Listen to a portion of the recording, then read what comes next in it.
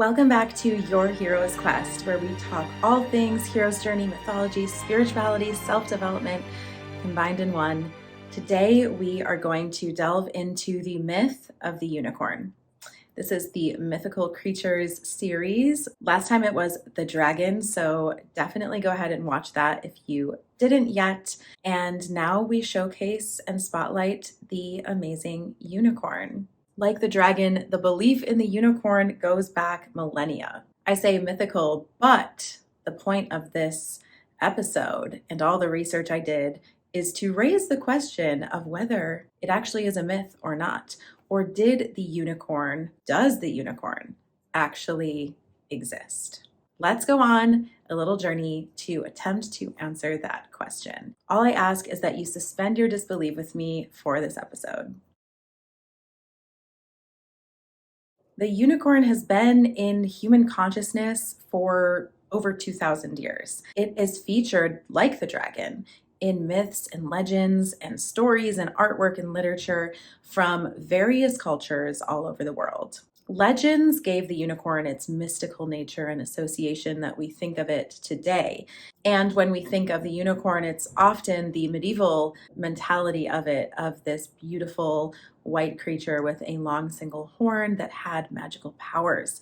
But it did start out as a creature that was mentioned in natural encyclopedias, like the dragon was.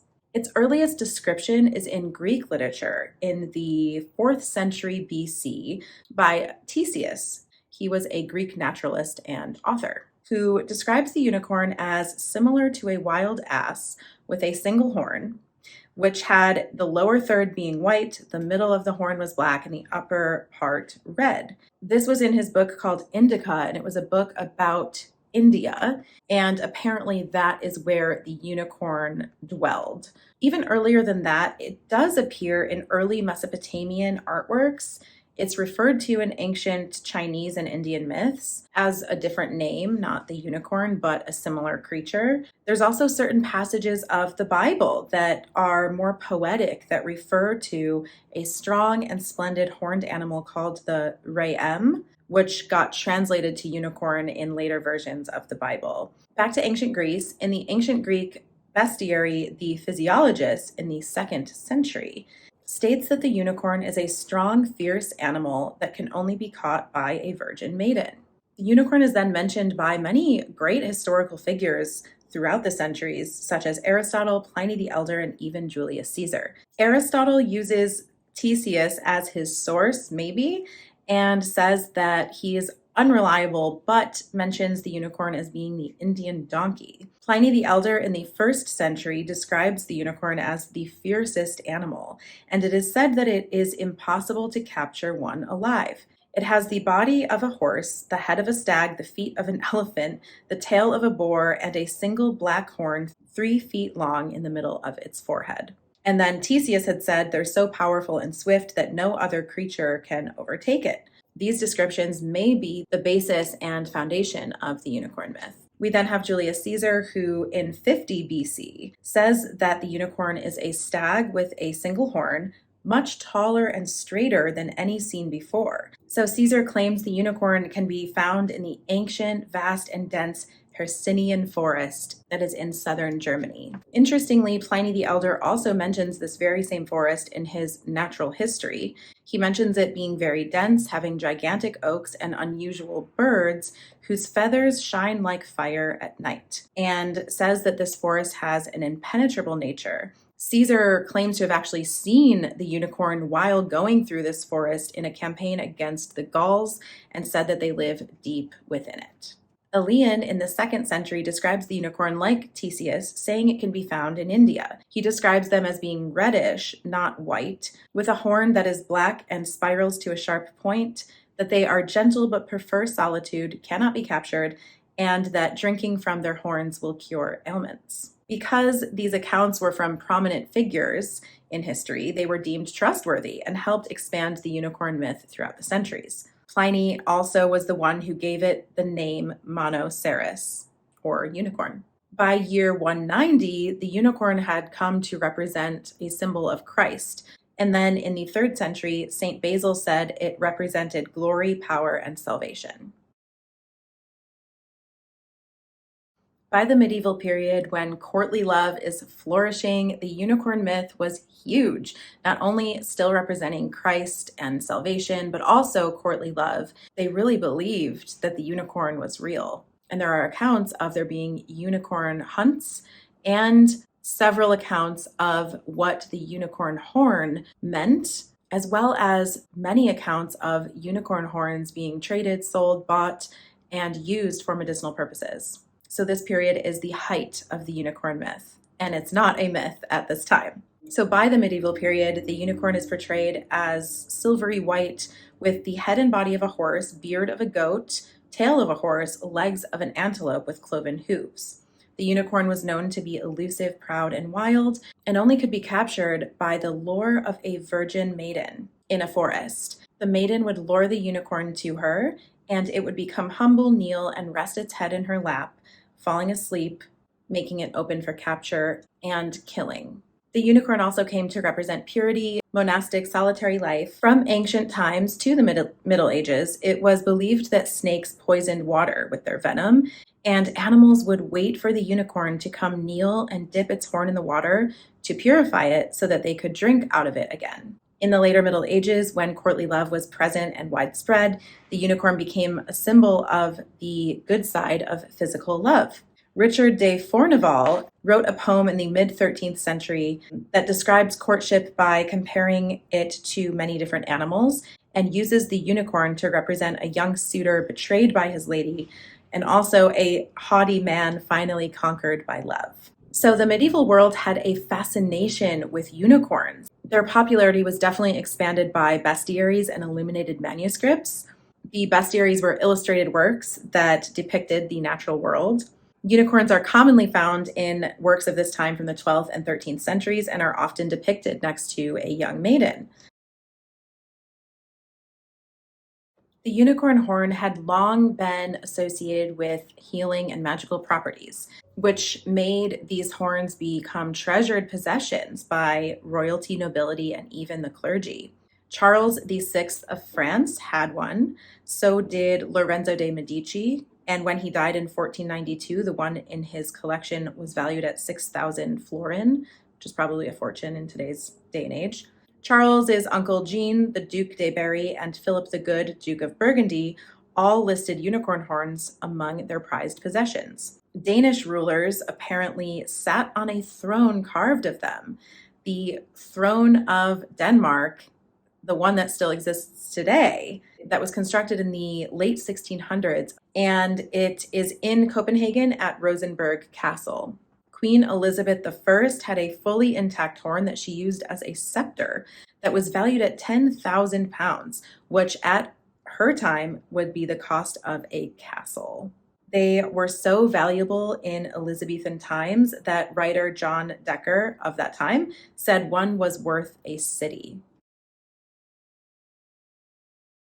Theseus had written, "Those who drink out of these horns, made into drinking vessels, are not subject, they say, to convulsions as to the holy disease, epilepsy.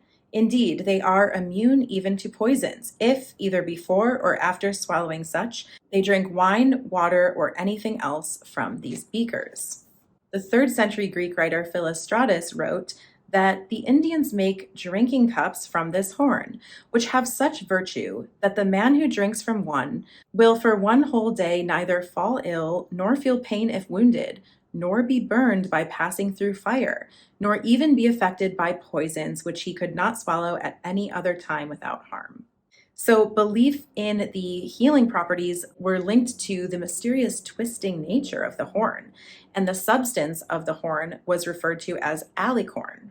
This was used in medieval times as treatment for many ailments. Apothecaries used alicorn in their potions. There was even an eau de licorne, which was water that was apparently purified through the horn, and it was widely sold and had reputed health benefits. Like in Game of Thrones, the nobles of the Middle Ages were very worried about being poisoned due to political gains and all of that kind of thing. So, this heightened the value of the unicorn horn so much since it was a poison neutralizer and detector. They would have either whole horns or even fragments of the horn at their dinner tables to test for poisons.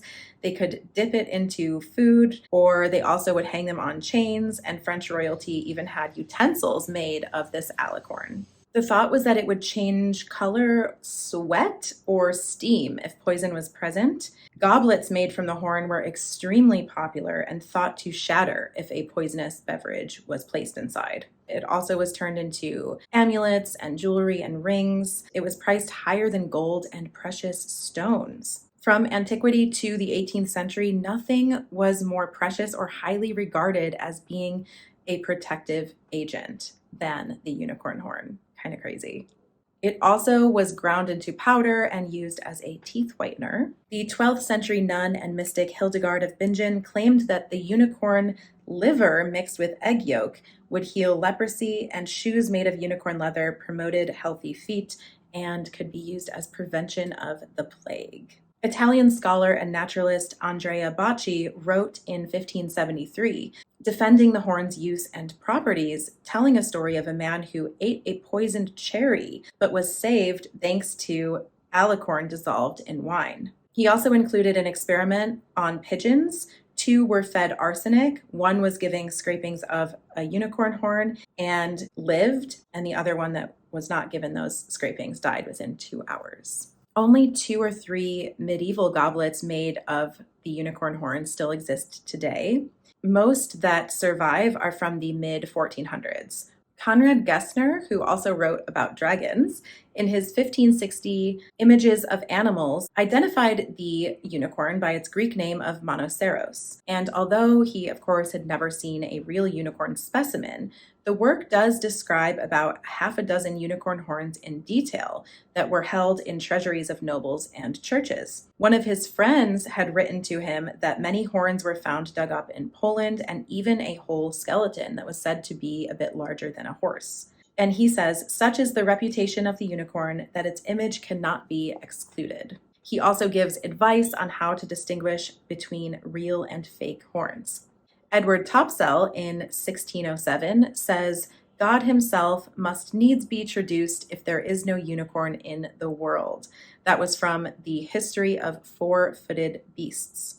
This was a bestiary that described all sorts of creatures, both ones that we know well and some fantastical. But he describes the unicorn in detail and absolutely believes it to be real. Their descriptions in the earlier bestiaries that I mentioned most often portrayed them as the victim of a hunt and being held by a maiden who had aided in their capture, and she often looks remorseful for letting the unicorn be captured and killed. Now, it is obvious at this point that the motive to hunt this elusive, majestic animal was the desire to possess its horn and those magical properties that it had. Very much like the dragon, by the 17th century, the unicorn myth starts to dissolve. Europeans were traveling more, and they had apparently encountered the living narwhal in the Arctic, which starts to raise questions of whether those unicorn horns were actually narwhal horns. There was doubt because a unicorn was never apparently sighted. The loss of interest in the myth and value of these horns resulted in the disappearance and destruction of many precious specimens. A few do remain in museum collections, and I'm sure in some private treasuries that we'll never ever know about. All these unicorn horns and the whole unicorn myth has been linked to, oh, oops, they were actually narwhal horns that were being sold as unicorn horns. Now, the narwhal lives in the most remote Arctic waters that you can possibly imagine, around Greenland, the very north of Canada, and Russia, and also very northern Norway. What scientists and people have tried to say to dispel the unicorn horn myth is that it was Vikings who were hunting the narwhals back in the medieval times and then selling them, trading them on the markets as unicorn horns, which may have happened. It's interesting because they're so extremely difficult to see or study because they're so far north in these freezing waters.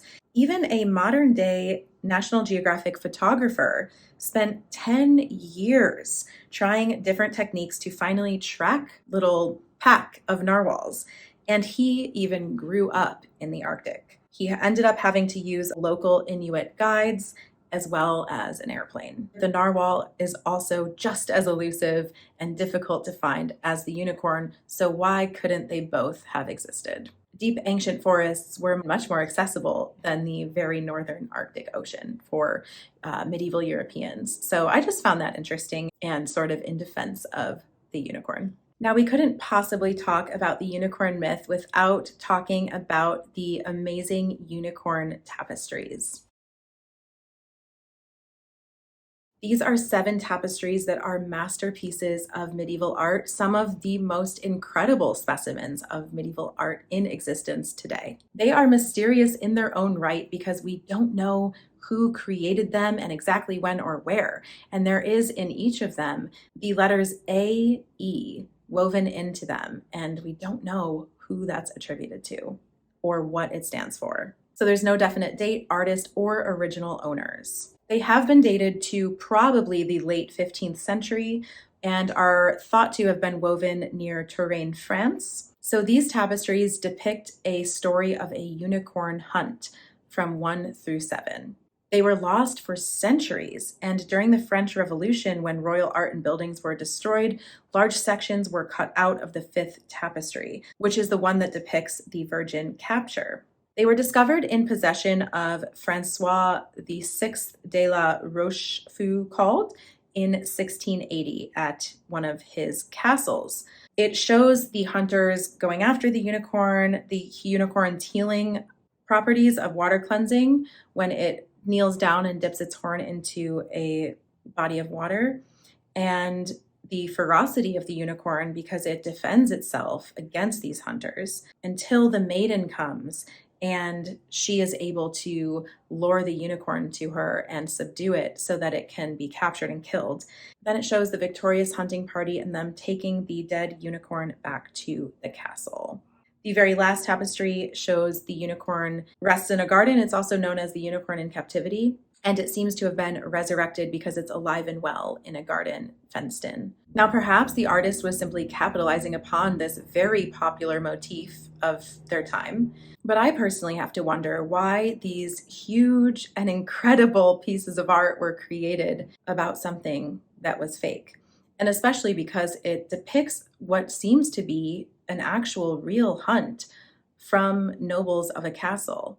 And I've actually seen these tapestries myself. They hang in the Cloisters Museum at the Met in New York City, and they are massive. They each measure 12 feet tall and 14 feet wide. So these were a massive undertaking, and they are absolutely breathtaking to behold. And also at the Cloisters is a unicorn horn. They say it's a narwhal tusk, but I believed it was a real unicorn horn. Those are the most famous unicorn tapestries, but there is another series of unicorn tapestries, and these are called The Lady and the Unicorn. They were woven around 1500 for the Laviste family and consist of 6 tapestries. They depict the 5 senses: touch, hearing, smell, sight, and taste.